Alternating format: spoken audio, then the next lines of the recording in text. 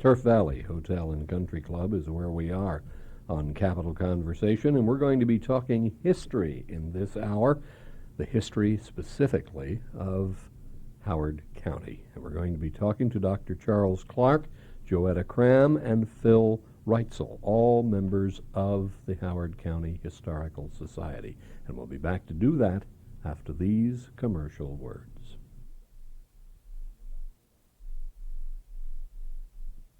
We're back to Capital Conversation, and as advertised, our subject in this hour is history, the history of Howard County, Maryland. I'd like to take this opportunity to welcome Dr. Charles, Mr. Phil Reitzel. Good to see you. Joetta Cram. Nice to have you with us today. The Howard County Historical Society, how old is this organization, Doctor? It was founded in 1958, so it is 32 years old. Mm-hmm. And what was the purpose in founding this organization? Well, the usual purpose: to collect and collate and to preserve records, to encourage historical research, to aid researchers there in the library, and to, generally speaking, equip the place with a museum, which we have now, that shows period furniture and other things. It's a fast-growing and much expanding organization at this point, not necessarily in members, but in what we're doing. Mm-hmm. We're taking care, and Philip Reitzel here is up there more than any of the rest of us. He can give you more detail, but they're accommodating scores and scores of researchers, not only locally, but from across the country at different times. Mm-hmm. How far back do you have the history of Howard County? How much do you know about it in, say, the 17th and 18th century? Well, of course, Howard County was originally part of Anne Arundel County, so its 17th and 18th century history lies there in Anne Arundel County. Mm-hmm. Our holdings here date from approximately the time the county was formed as a county in the middle of the 19th century. Our records go back at least to that, although we do have some artifacts going back into the 18th century. Yeah. Pretty rural up through that point, right? Oh, yes, extremely so. It's historically a rural and agricultural economy and culture right up until the 20th century, wouldn't you say? Yeah, it was on the frontier of Anne Arundel County, the northwestern sector. Mm-hmm. What would you say was the center of activity in Howard County during the 18th and 19th centuries, 19th in particular? Well, Joanna, I think that's your specialty, isn't it? Well, I'm not certain about that. Of course, Ellicott City is the county seat. Right. And when the Ellicott brothers came in the 1770s and started their flour mill, they were new to the area at that time, but that was the impetus for the development of Ellicott's Mills, later Ellicott City. Now, prior to that, Elkridge was the original settlement in Upper Anne Arundel County. Elkridge was a port on the Patapsco River. Mm-hmm. Elkridge Landing was one of the busiest ports for exporting iron and tobacco. Now, of course, once Baltimore developed after the Revolutionary War, or beginning about that time, then Elkridge diminished into the 19th century. Again, the river was silting in. The ships were no longer bypassing Baltimore. They would stop at Baltimore, and we would take our materials then into Baltimore. But in colonial times, Elkridge was a very busy port. The Patapsco was deep. The ships came across the Atlantic, up the bay, up the river, as far as Elkridge. So Elkridge is actually the oldest settlement in Upper Anne Arundel County, Howard County. Mm-hmm. And isn't it interesting? I've always found that in my reading and study of history, how areas change due to circumstances and geographical problems, etc. It could have been just as easy that Elkridge grew into a major city in Baltimore would be today the equivalent of what Elk Ridge is now. I mean, it's interesting to look into the causes and effects of what happens over the years to have it be Baltimore rather than Elk Ridge, etc. Right, I think that's true. However, we feel fortunate that Elk Ridge still remains today, because most of those old landings, and there were many landings along the waterways, most of them disappeared when their function disappeared. Mm-hmm. So we're happy that we still have the community of Elk Ridge, changed though it may be. There's no iron mill there, and we're not exporting tobacco from there. Right. But Elk Ridge then, of course, was where the B&O Railroad crossed going south to Washington. The Thomas Viaduct carries the B&O Right. across the river there. And so the railroad came in and gave new employment and new importance to the community. We had a young man on the very first Capital Conversation show that we ever did who wrote a book called Elk Ridge and the Viaduct. What was his name? Toomey? Toomey. Yeah. That's it. He was the Right. very first guest on this show that Relay. we ever had. He talked about That's Relay. it. Yes, Exactly. sure. Because his grandparents lived there. Yeah, very, very interesting. I have, as anyone does, I guess, from their own perspective, I'm a writer and broadcaster, so I see and think things maybe a little bit differently than most people do. I'm originally from suburban Philadelphia. I came to this area after returning from Korea in the early 1950s, and I have lived virtually my entire adult life in this area. So I'm much more at home here than where I grew up, because I go back there now, I feel like a stranger. This is home. It has been since the 50s. And my impression of Howard County from the very beginning, and this is long before Columbia or the advent of other things like that, was that it was a very pretty place. And I wished all along that it would stay just the way it was. Well, unfortunately, you can't do that to the greatest extent, although it has, to some extent, remained pretty much the way it was back in the 50s, with some few exceptions. Or am I wrong in that thought? Well, a lot of it's been eaten up with development. So in that sense, it's radically changed, and the effort now by preservationists is to try to slow that down at least. You Mhm. can note that fight in the papers every day almost. Yes, absolutely. Well, of course, the county is really a victim of its own strategic location, just about equidistant between the major metropolises of Baltimore and Washington, and right on the so-called Baltimore-Washington corridor. Exactly. It's a field through which you have to tramp going from one city to the other, and it just can't help but succumb to the development that goes with that sort of thing. And exactly, and being where it is, becoming very much a part of what I think will become the first megalopolis in the country, really. The non-stop city of Baltimore/Washington, etc. But I hate to see it. I will sit right here on radio, on multiple stations, and say, I think the time has come when we should put all developers in a cage and leave them there for a good long time to come. I just, I'm at the point where I hate to see a tree cut down. I really am. And this county was, and parts of it still are, so pretty and should be left just the way they are. But I guess I'm not very progressive in saying that. Well, we're hoping that at least the western end of the county will survive Yeah. in that form. But way back when I was a boy, people could see this coming. My father was an attorney. We lived at Font Hill, a mile and a half down the road. And he bought up a lot of land between roughly 1905 and 1915. And from the time I was the smallest kid, we heard how valuable all this was going to be. And he pointed that thing out that you mentioned, the crunch between Washington and Baltimore. He said it's a matter of time. Well, in our case, it didn't work all that well, because after the war, you couldn't sell anything off the farm except hay in Baltimore. And so mortgages, and he lost most of his property. But Font Hill, for example, was a gold mine for the second owner after we moved off. Mm-hmm. He made millions of dollars out of it. But he harped on that point. That's where you ought to put your money, boys. Of course, we didn't have any money as boys. They never gave you allowance. You worked on the farm all day, and they might slip you a quarter 4th of July or something, but Right. that was Well, the way it was done.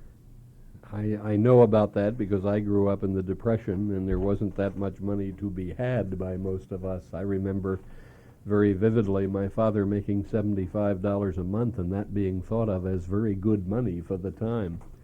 And I remember him buying a Ford Phaeton convertible in 1938, and he paid the astronomical sum of $895 for that car.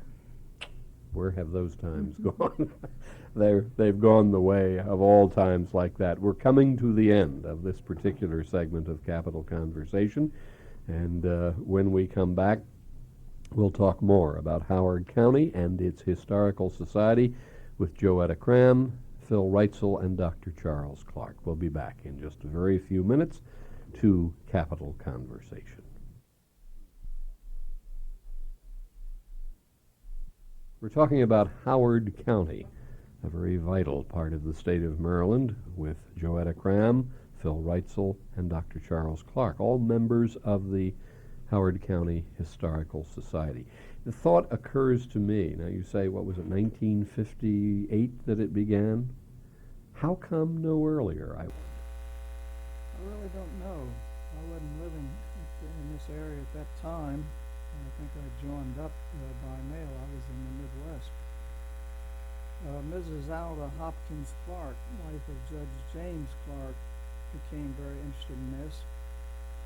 I'd been in Chestertown at Washington College for some years, and we had a very active historical society in Kent County. And she called up my mother one day and asked if I would call her. I was president of that group down there for 5 years, and had written some history on the Eastern Shore and that sort of thing. And then she asked me, how do you get the Historical Society started? We should have one in Howard County. And I said, I absolutely agree. Anyhow, she got a group of people together, prominent people in the community, and they got it started. Drew up articles of incorporation and became a growing concern, and began to pick up members, and got eventually up to around 11 or 1,200 members, including families. Not that many memberships because it's a family membership. But it's particularly lately, as say, taken on greater magnitude and accommodating researchers and writers, and in the kind of programs, and fixing up the building next door, which the county gave to the society. The state's attorney's office had been in there while they were remodeling the courthouse. And of course, Phil's been with them some years. When I came here, I found him doing everything in the world, and writing some articles himself, to carrying the old dirt out from the old furnace room and grates and that sort of thing. Mm-hmm. What is unique? And anybody can answer this. What is unique about Howard County, or what is unique to Howard County in Maryland history? What really stands out as far as this county is concerned? I guess we have to say the home of Charles Carrollton, signer of the Declaration of Independence. Right across the road, Mm-hmm. Dalrigan Manor. This was his summer home. The family had property in Annapolis and in Baltimore, but the signer loved to come out here to Reagan, not only in the summer but year round. And as he grew older, he lived to be 95. Yes. And as he grew older, he spent most of his time out here on his estate, which is still in the Carroll family, which is very unusual to have. Really is. Land that was patented in 1700 to the first Charles Carroll into the colony, still in direct descendant, still in the same family's hands. That's marvelous. Yes, that is highly unusual. Nearly 300 years later, of course, that's not old in European standards, but in the United States. It certainly is, yes. Always found it interesting, too, that there were so many Charles Carrolls. 3, 4, 5, 6 different ones. There was the attorney, probably more, yes. There was the prominent attorney in Annapolis, and yes, he called it, that's right, he called himself the barrister, as opposed to Charles Carroll of Carrollton. He had to identify himself in that manner, etc. And one of the parallels that I've always found exciting, relative to this gentleman and to this county also had a big part in the development of the first railroad in the United States, the B&L. And when that railroad opened, that signer of the Declaration of Independence was in attendance. He was still alive. That's really hard to He believe. made an address. He, in Yes. fact, dedicated the operation. Made the comment that next to the sign the Declaration, it was the highest honor he had, even if second to that. Yes. Yeah, that's marvelous. It's a marvelous story, which I think should be made more widely known. I didn't even discover this until a few years ago when we did a show from the B&O Museum in Baltimore. And of course, the first terminus of the railroad was here in Howard County. It's Correct. present-day Ellicott City and Ellicott's Mills. And that railroad station is still in existence. It is still operating as a museum. Right. Well, we just did an interview with the director of that museum today, as a matter of fact. Another thing, too, that I find very fascinating, and I found out about this relative to my theatrical activities, film, etc. I've produced some films and so forth, and that's the fact that, in our conversation earlier about Elkridge possibly having gone in the direction of Baltimore, and Baltimore having stayed the way it was, well, it was exactly in the reverse. The same could be said of Ellicott Mills or Ellicott City today. It stayed the way it was, and aren't we all glad it did? I am, for one. I mean, what a marvelous setting. If you want to do an 18th or 19th century, particularly 19th century film, you don't need to go build a set. Just come to Ellicott City. It's all right there for you. As they did with the Goddess. Yes, Ellicott City has 19th been a setting for a Yes. major Hollywood production. But Ellicott City could have gone under there at times with the floods and the damage they did, and with the bypass, and until it became a tourist town, and with the big super stores, it wasn't like it was. In other words, when I was a kid growing up, as a county seat, Saturday, of course, was a big day. I used to work down in the grocery stores on Saturday.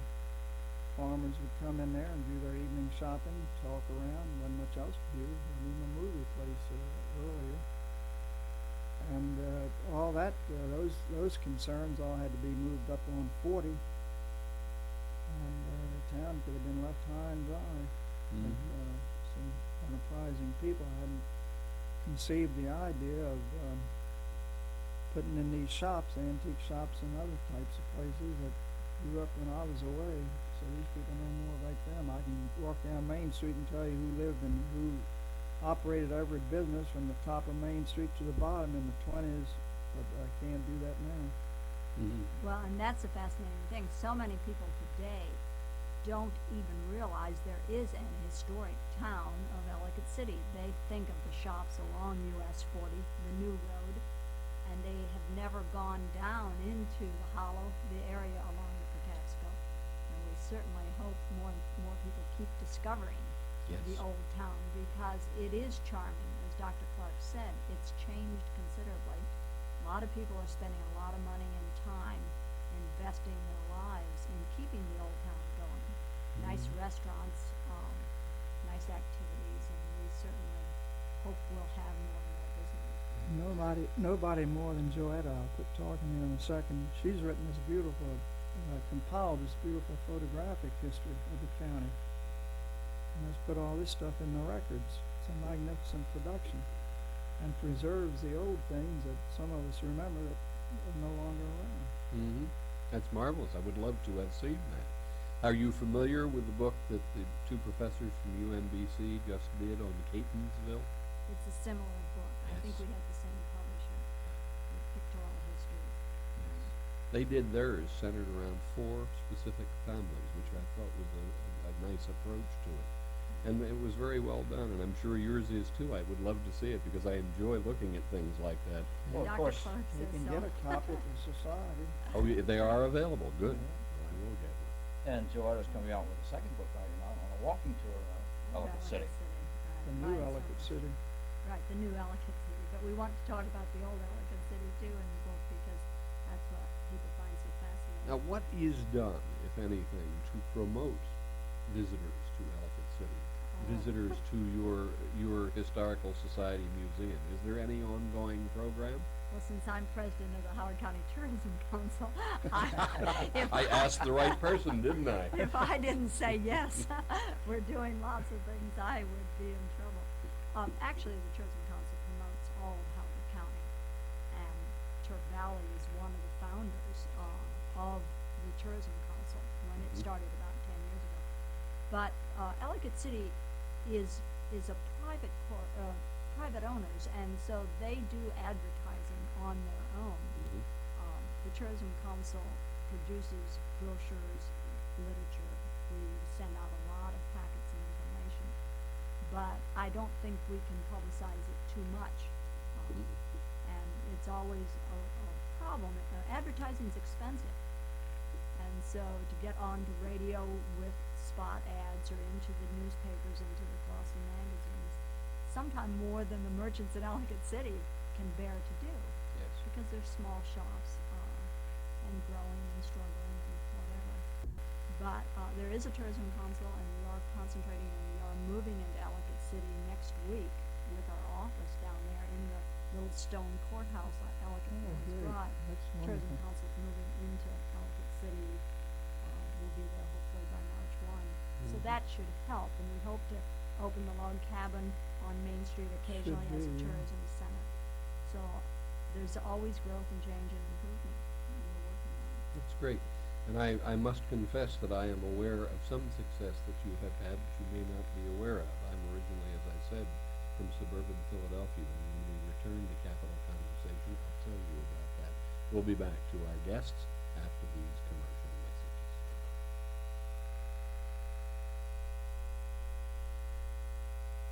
John Zegler back with you on Capital Conversation, and we're having a good time talking about the history of Howard County, something that all of us really should know more about. You know, I would love to, and I've thought of doing this before, particularly since I've been here so many years.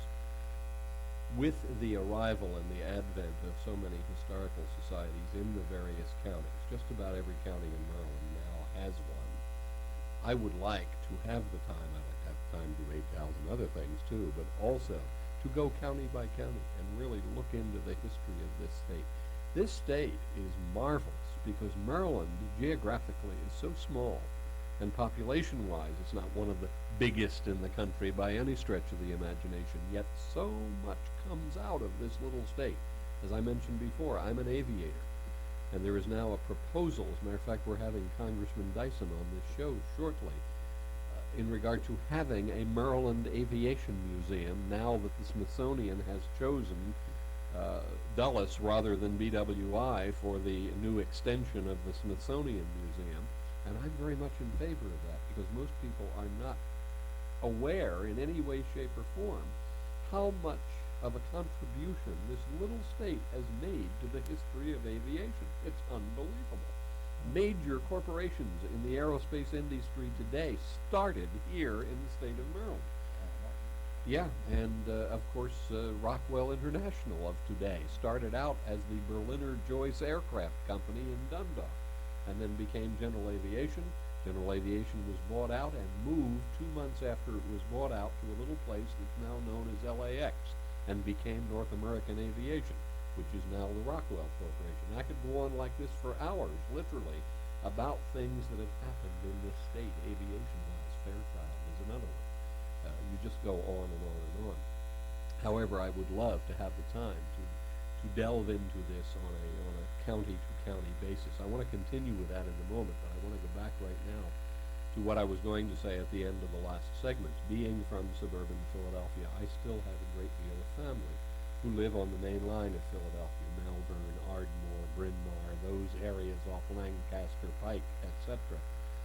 My mother lives in Malvern, and she asked me quite a few years ago about Ellicott City. She knew about it and wanted to come see it because she is, among other things, a decorator and an antique enthusiast. I grew up with dry sinks being restored all over the house and other things, etc.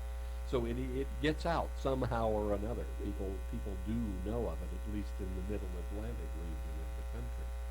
The people in Pennsylvania should know because our founders, the Ellicotts, came from Bucks County, Pennsylvania. Mhm. They were Quakers who came down from there, and so there is probably an interest and many connections with Philadelphia. The Tysons from Baltimore had come from Philadelphia.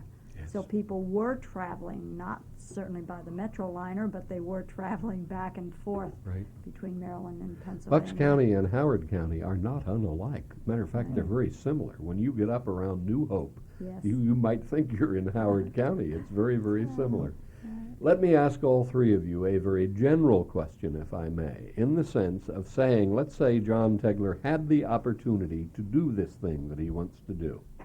Other than Ellicott City itself, what would you recommend for me to see and look into as far as Howard County is concerned? In other words, let's take another hypothetical situation. I'm in Wisconsin, and I'm intrigued about Maryland. I want to come to Howard County, and I'm writing you a letter at the Tourist Bureau or the Historical Society saying, what do you suggest I see? What do you suggest that I get into? And certainly the old homes, the ancestral homes of the Dorses, which is my family, and all over this county, these places exist. Many of them have been restored, Mm-hmm. and tourists should see them. Waverly up here has people there. The county has taken it over, incidentally, which is good because otherwise it was going from one thing to another. But that's, you asked originally what's unique about Howard County. I don't know that anything is particularly unique except maybe the mill section part of the town and the other things that you mentioned relating to Charles Carroll and so on. But it's a composite of Maryland is American miniature, as the Annapolis publicist used to say it. And Howard County is a sort of a microcosm of that, I guess you'd say. And anyhow. Well, somewhere else that we would certainly recommend people visit would be Savage, the community of Savage off US 1, where they have taken an old cotton mill. The Savage Manufacturing Company was the owner of the mill, and the town, just like so many of the mill towns, was a company town. And now the new owners of the mill are restoring it, making it into an artist colony. There's all kinds of craftspeople there, large antique collection shopping, and they've got charming stores in the new weave room, which they remodeled. So we certainly would want people to visit Savage, the community of Savage. Mm-hmm. Well, you said that you were thinking of possibly what other people from other counties or states might want to investigate here, and a thought that occurs to me would be perhaps the old National Road that actually goes through Howard County. Got part of its start here when the Ellicotts started building the roads that the farmers could bring their wheat and other grain to the mills to be ground and then on into Baltimore for sale. And this really was the nucleus of what became the National Road, which has evolved into present Route 40, Yes. which continues through Howard County and out west through Cumberland on to the Ohio area. So it has something in common with the other counties of the state as well as the neighboring states. Yes. It was the So, first. and there's a lot of, I think there's a lot of remaining, more or less original construction along the old National Road, including some of the older villages in Howard County, such as Lisbon, Cooksville, Poplar Spring, which looked today very much as it did when the horses and wagons and Conestoga wagons went through in the I imagine that's where a name early I've known ever 1800s. since I've been here, Baltimore National Pike, came Exactly. from, I That's guess. what it is. Yeah. Baltimore National Pike. Along with the Maysville Road in Kentucky, it was the first road subsidized by the United States government. And you still have some of the old toll road houses, one just west of Ellicott City.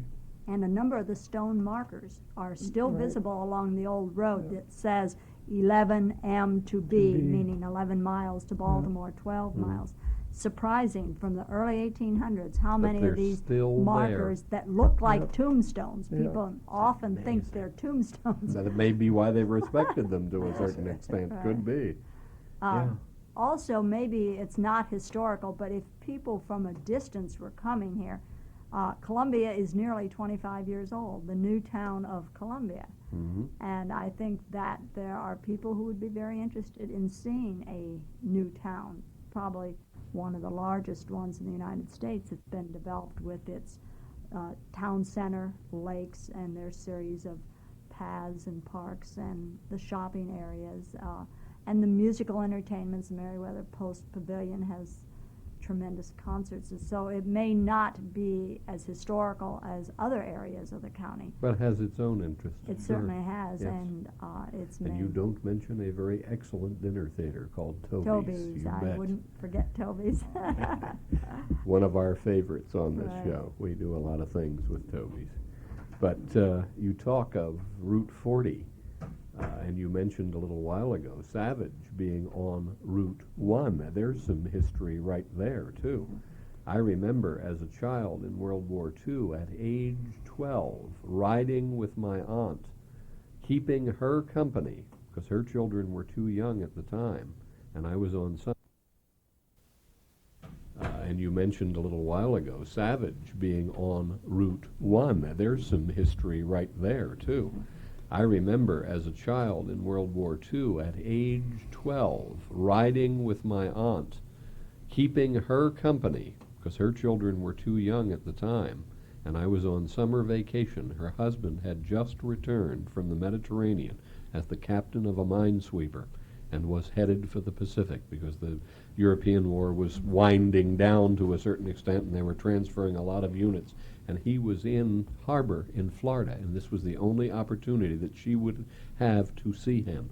And we climbed in their maroon 1941 Buick and drove Route 1 from suburban Philadelphia to Florida. And I remember going through Maryland and Savage and what have you. There's an awful lot of history there. Supposed to be the first 4-lane road in the country. Yes, sir. And that you should have been around in Prohibition days when Booker Clark became Prohibition agent.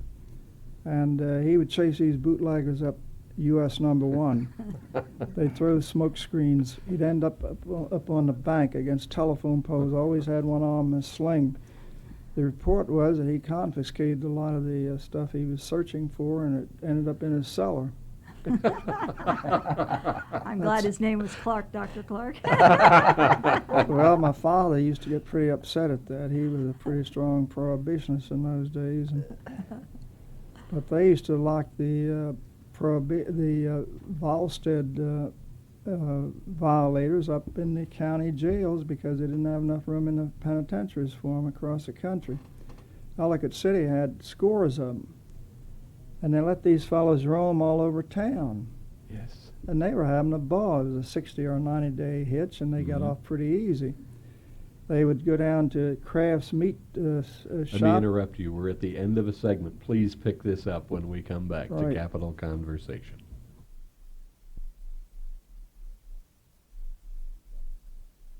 We're talking about the interesting history of Howard County on Capital Conversation with our guests, Dr. Charles Clark, Mr. Phil Reitzel, and Joetta Cram. You were, Doctor, talking about the prisoners having a marvelous time roaming about town.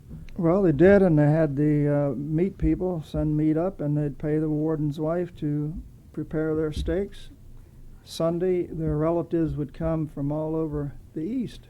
I mean, up in New Jersey and Atlantic City, and they'd have big picnics.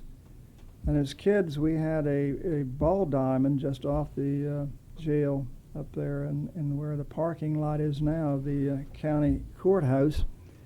And these fellows wanted to play baseball with us. We were kids my age, 13, 14, 15, or a little older.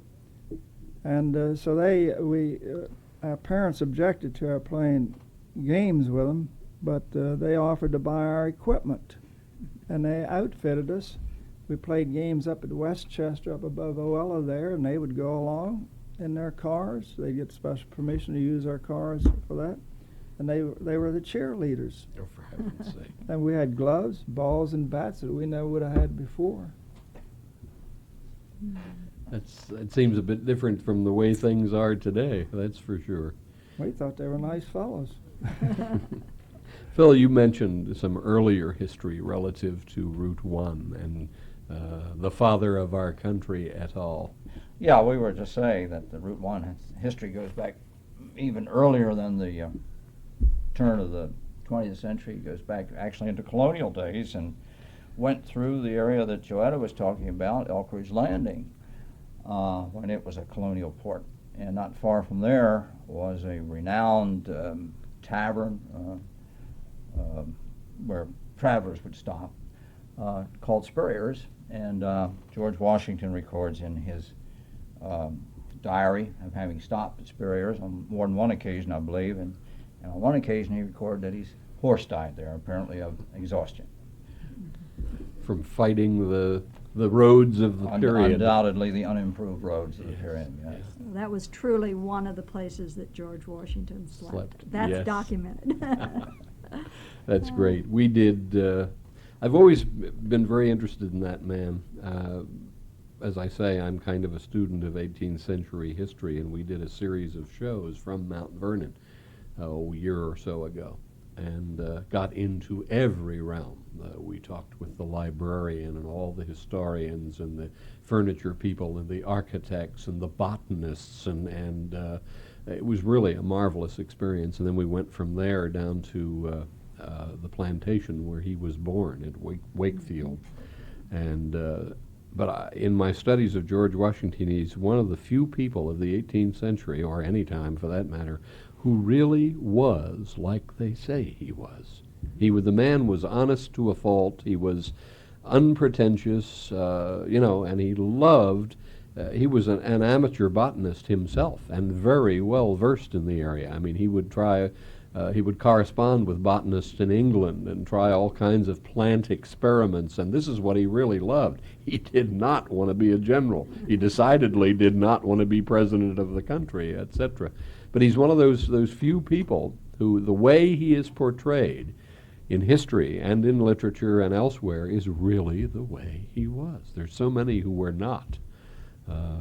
Quite frankly, as I've said before, an awful lot of the founding fathers of this country in today's atmosphere and the laws under which we live would have been in jail for most of their lives. But that too is interesting. Something else that we haven't touched upon that I know is interesting as well is the fact that Dr. Clark attended, or your father actually built the church that now houses the Howard County Historical Society. Grandfather. Yeah. He had come here in 1881 from Virginia. He'd been an Episcopalian growing up, but he went to Princeton, and they had a theological school which he went to, and he came out of there as a Presbyterian minister, much upset the family. But anyhow, he finally ended up at Ellicott City there, and there was a rectangular granite building right on the present site, which collapsed in around 1893 when they were excavating underneath to put a woman's kitchen in there to put on dinners and that sort of thing. Mm-hmm. And so they completely remodeled or redesigned to the present, I think, very handsome building. That steeple needs a lot of work on it now. The Historical Society knows every slate piece that's dropped off of there. But anyhow, he was there as the rector. They call them ministers in the Presbyterian Church until 1909, when he went on to Baltimore and other places. But my mother grew up there. My mother was born in '78. She was 3 years old when they moved to Ellicott City. And when 1892 came along, there were no more schools for her except a public school, and they apparently didn't want her there because it wasn't developed, they thought, well enough. So she took the B&O Railroad every day into Baltimore to girls' Latin school, and then continued on the railroad 3 years, going to Goucher, then called Women's College of Baltimore. Mm-hmm. And then they put the streetcar line in, and she rode the streetcar. But there was a young girl who, and a gaucho that had to wear a cap and gown all day long on campus. So she'd carry her gown along with her overcoat or whatever and her mortarboard and put it on when she hit the campus. For heaven's sake. I never realized that that was a daily practice anywhere. In the older schools they did that, Yeah. but they wouldn't do it nowadays. Phil, if we were to visit the Howard County Historical Society's museum today, what would we see? Well, you would see, of course, this very handsome Gothic-style building that was built as a church, and it's still replete with its original stained glass windows, oak woodwork, pews. Even the pipe organ is still there and workable, and we give organ concerts. I was going to say, is there anybody that can play it? Well, when we can draft somebody, we Right. have an organ concert, and visitors are always welcome to sit down and play it if they know how. And furnishing the building, of course, are more or less the usual museum type of collections of furniture and textiles, old clothing, 19th century clothing, a certain amount of ceramics, lusterware, and teapots, and you name it, that sort of thing, as well as other artifacts of the county, including some relics of archaeological digs. Well, then, of course, we also have our library operation, too, which shouldn't be overlooked. I mean, we are more than a museum. And there we have, of course, the usual bound books, 1,000, 1,200 volumes or so on local history, as well as archival type of material, people's letters, journals, scrapbooks, and a certain amount of quasi-official documents such as marriage licenses, voters' registers, and the other sort of thing that are gold mines for people involved in genealogical research. We get a lot of business from people doing family research, doing their roots thing. And so we welcome people to come out there anytime that we're open to the public on Tuesdays and Saturdays to do their research, whether it's in the area of family history or local history. Whatever are we going to do in the future, or the people who come behind us going to do? Writing has become a lost art. We have the telephone. We don't have correspondence and letters to draw information from anymore. Very few people keep diaries anymore. Very few people keep scrapbooks anymore. We're in an age where everything is on a floppy disk or a telephone wire or something, and these things are not being preserved. We're really in trouble historically. Yeah, I understand that this is an area that's worrying present-day No question. That's museologists why I and mentioned it. archivists as Yes. to what to retain and how do you retain it. Do you collect all of the floppy disks as well as salvage all the equipment that's needed to project it and play it? and You use do it? what Joetta does, oral history. You get it Yes. put on tape. Yeah, that's a very excellent source. It really is. I've been involved in that to a great degree with an outfit called Cross and Cockade, which is the Society of World War I Aero Historians. And I have about close to 24 personal interviews with World War I pilots, both German and English and American, and it's marvelous what has come out of that. And I've not only written articles from those, but preserved the tapes themselves. They really are great to have. Something of great interest to me is the building that the library is in, that Phil was mentioning. Even though you cannot recognize and identify it today, we can pretty well document that that was the original Quaker School, which the Ellicotts built in 1790. Now, it's had tremendous additions on it, but if you look at the side of that old building, you can see the outline of a brown stone house. And it's fascinating to think that we are using as a library today a school which the first children in the Ellicott Mills community came to.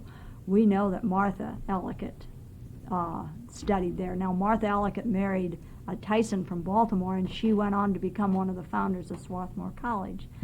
We know she had a good education because the Ellicotts, the Quakers, hired fine teachers for that Quaker school. So even though it's not preserved as a Quaker school, it certainly is serving a learning function even Marvelous. yet today.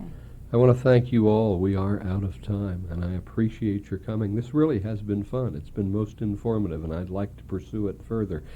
Maybe when your new book comes out, huh? Great, sounds good. Thanks again. We'll be back to Capital Conversation momentarily.